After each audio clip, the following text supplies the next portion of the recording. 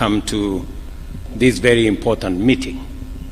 Last year, I participated at the Kenya Urban Forum in Naivasha, where we reflected on the need to develop adequate capacity to serve rapidly growing urban populations by investing in the radical expansion of essential housing, water, energy, transport, sanitation, and other pieces of infrastructure that would support urban planning and the reality that we live with, that the future is urban.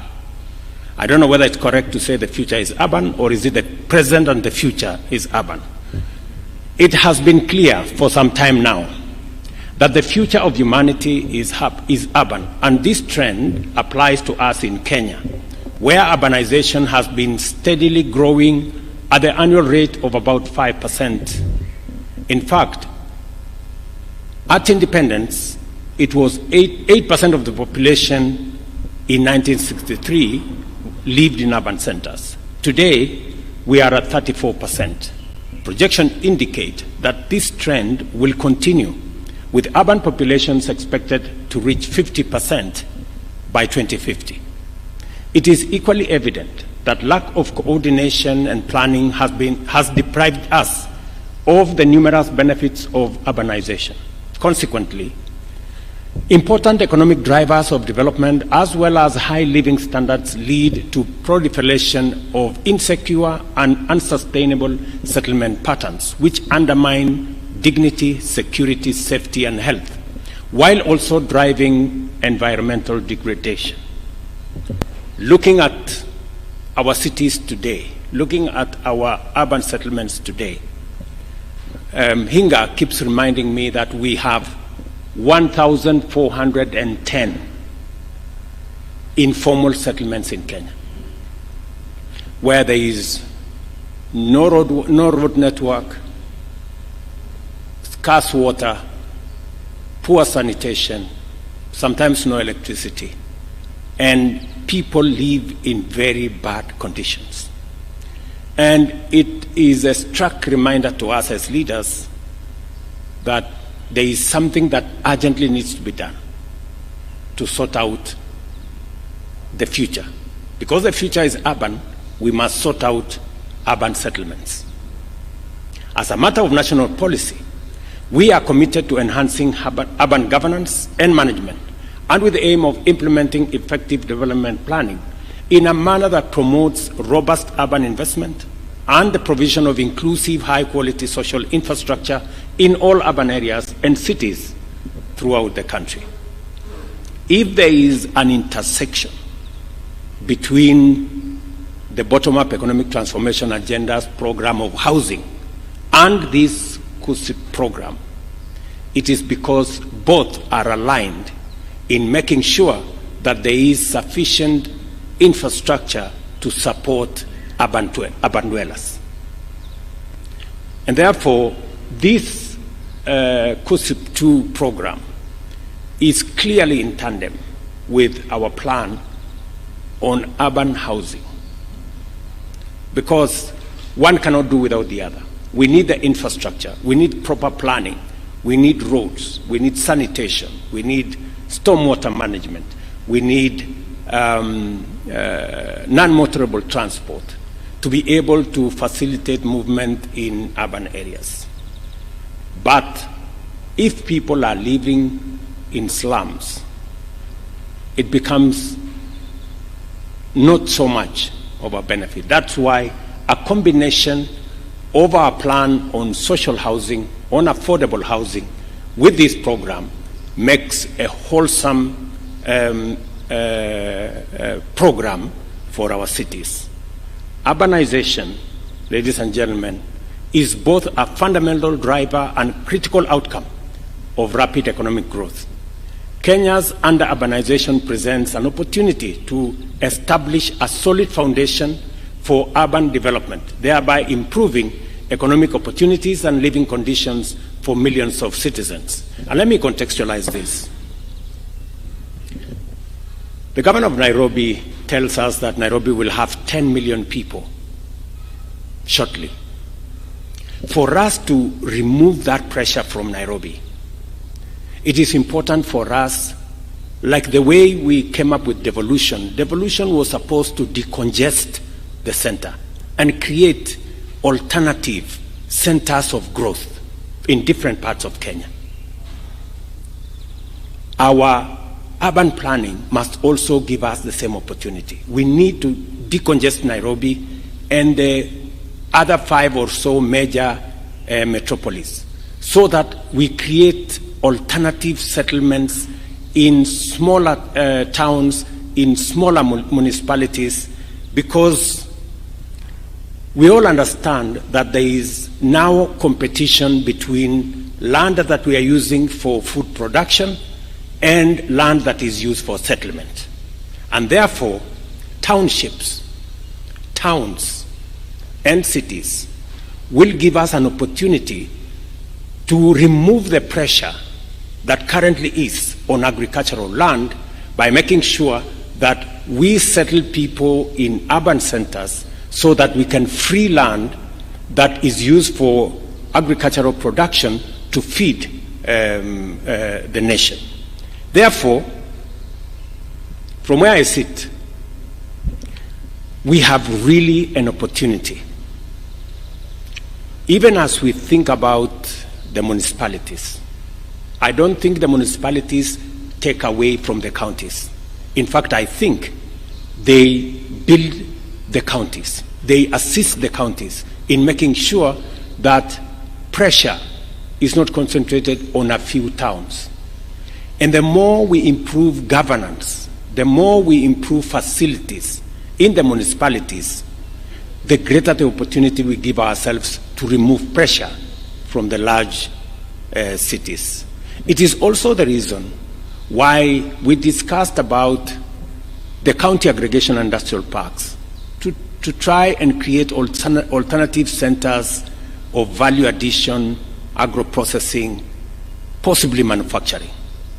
It is also the reason why today we have 6 new special economic zones targeted at exports. Again, away from Nairobi, away from Mombasa, into towns like Sagana, into towns like Thika, into Naivasha, into Nakuru, into Busia, and we will continue to expand those facilities so that we make sure that we create real alternative centers of growth, working with counties as we manage this imminent urbanization.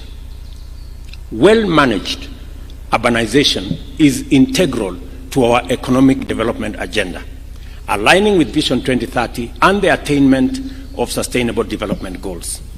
Our investment in infrastructure expansion, connectivity enhancement, and overall accessibility, safety, and security improvements are informed by the fact that urban areas are the epicenters of our bottom-up economic transformation agenda.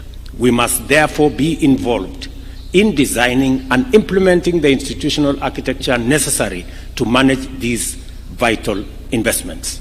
Accordingly, the Kenya Urban Support Program 1 has enabled us to establish foundational institutions that will drive our sustainable and inclusive urbanization agenda.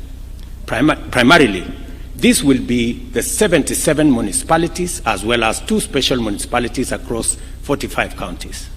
This is a substantial portion of the 300 urban areas identified in Kenya, 220 of which require development investment in order to achieve our urbanization policy objectives. I am therefore encouraged that Kenya Urban Support Program 1 delivered the foundation from which we shall now proceed to actualize our ambition of holistically achieving sustainable urban development by enhancing the resilience of infrastructure and services, engaging the private sector in urban planning and development, and integrating refugee camps with host communities. We all agree that our urban development strategy requires sustainable financing, but this has not been forthcoming at the levels expected. It is crucial, therefore, that the World Bank's 350 million or 46.5 billion funding for the second Kenya Urban Support Program is utilized responsibly and optimized for maximum benefits. Let me say this. We've been informed here that KUSSIP 1 was satisfactory. I think that tells us something. Satisfactory is not good. We just managed. Maybe we got a C or something. I think it is important, and it's now a reminder for us, that KUSSIP 2 must be excellent. We must all work together towards making KUSSIP 2 a real game changer. And several components have been put there to make sure that this succeeds. I'm very happy that the World Bank country director has said that there is 100 million to support this program on capacity building. It is very important that that money is deployed to make sure that this program is understood and this program succeeds. Capacity building is very important because it gives us the framework and the understanding so that the implementation of this program can move seamlessly. I want to ask the World Bank to make sure that the resources, at least for capacity building, comes ahead of any other resources, so that those in municipalities, those in counties, staff in our ministry can understand this program to avoid wastage, to avoid pilferage, to avoid corruption, and to avoid theft. Because the reason why we were qualified as satisfactory is because certain things did not go properly. We must get it right this time round. I want to commit to my colleagues, governors, and leaders here that we will go out of our way to assist you to make sure that this program is implemented in an accountable manner so that the people of Kenya get value for the resources that eventually we are going to pay. Equally critical is the county governments to increase on-source revenue and to allocate a greater portion to urban development activities. For our part, the national government is establishing the National Urban Development Fund to anchor the urban development agenda in a sustainable framework. I have already asked the Ministry of responsible for lands, housing and urban planning, and Treasury to sit together so that we can put a framework in place that will give us the resources, working with other partners, to assist us manage the big cities and urban areas so that Sakaja doesn't have to complain that they are left out in this program. But Sakaja has mentioned one more very important thing, that municipalities, cities, and urban areas bring Kenyans from all walks of life into one place, and they create a home there. It helps in the homogeneity of our society, bringing Kenyans together, working together. I think it is a very positive thing. It is not a negative thing when Kenyans come and live together and bond together. That is the future. And I think we should encourage townships, municipalities, cities, because that way we not only remove pressure from land for agricultural production, but we also bring Kenyans into a space where we deal with the challenge of ethnicity that undermines our nationhood as a people. There is no doubt that climate change will continue to pose mounting challenges to our development and serious threats to human health and safety, especially in urban areas, where 60% of residents live in informal settlements. I say this statement of 60% with a very heavy heart, because informal settlements, ladies and gentlemen, are very unhygienic, very indecent livelihoods where Kenyans live. And we must do whatever it takes, using the resources we have. The resources we have under COSEP will help us do planning. These resources will help us deal with stormwater, will help us deal with sewage, will help us deal with lighting, will help us deal with titling and organizing our informal settlements. And our housing plan will help us have decent homes for these Kenyans. We have close to 7 million people in Kenya living in informal settlements, and they deserve our attention. The ongoing flooding, owing to abnormally high rainfall, underscores the urgent need for us to address this issue with very particular and specific attention. I am therefore delighted that the second urban support program has a strong climate change mitigation and resilience component, which further demonstrates our commitment to build adaptable cities and communities that are resilient in the face of dynamic environmental risks. In particular, the focus on the most vulnerable through building climate resilience for the urban poor is very commendable, and I will be looking out specifically for municipalities, cities, and towns that are keen on making sure that we support the urban poor. The synergy between the Kenya Urban Support Program and our bottom-up economic transformation agenda is unmistakable. In particular, the program's alignment with the affordable housing strategy pillar presents a unique opportunity to invest in urban infrastructure that supports the realization of the affordable housing objectives in order to deliver holistic, sustainable, and inclusive urban development. As we embark on implementing the second urban support program, we must take advantage of both the achievements and lessons of its predecessor, the most salient of which is the seamless coordination and effective partnership between the national and county governments. The State Department of Housing remains our focal point and must redouble its effort to ensure the project's success is achieved. And I'm very happy staff of the Ministry of the Department of Housing are here to listen to me say this. It is very important. With their tremendous contribution to GDP, our urban areas are significant economic engines and centers of technology development and innovation. In fact, the 5 largest cities alone account for over 70% of our total GDP in Kenya. It follows that their governance and management matters fundamentally for national development. It is critical that county governments prioritize the establishment of full-fledged urban institutions with robust governance and management. Again, I heard Hansen say clearly that they are also going to use resources to support the governance of these cities.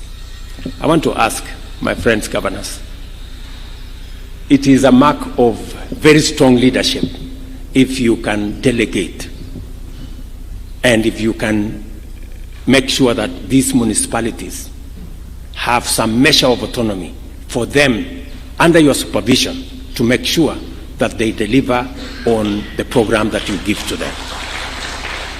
It is really a mark of very strong leadership if you can assign other people to do the job at that other level. Of course, still under your management and supervision. And I think this program will be keen on how governance relations between the municipalities, the cities, the counties, of course, and the national government, how we relate for the better delivery of this program. I take this opportunity to appreciate with gratitude the support of the World Bank, whose investment and leadership have done so much for the transformation of our centers of accelerated development. We do not take your partnership Hansen and your organization for granted. We believe this partnership is a partnership that gives us a win-win outcome. It is also important for me to thank the participating county governments for their commitment, which has been demonstrated time and time again over the course of this initiative. I look forward to witnessing a more urgent, focused, and ambitious approach to this program. Let me say this in conclusion. As I have said, this program talks to an imperative that we cannot change: urbanization. As to whether the future is urban or not, I think we have settled that subject. The future is urban. It is now up to us. Are we going to have towns, municipalities, and cities that are planned, or are we going to leave it to be chaotic and confused? The responsibility is ours. Now, with KUSSIP 1, we made some strides. We saw a lot of non-motorable transport, several hundred kilometers. We saw a lot of stormwater management. We saw a lot of sewage extension programs. We saw planning of different parts of cities. We now have an opportunity to scale that up.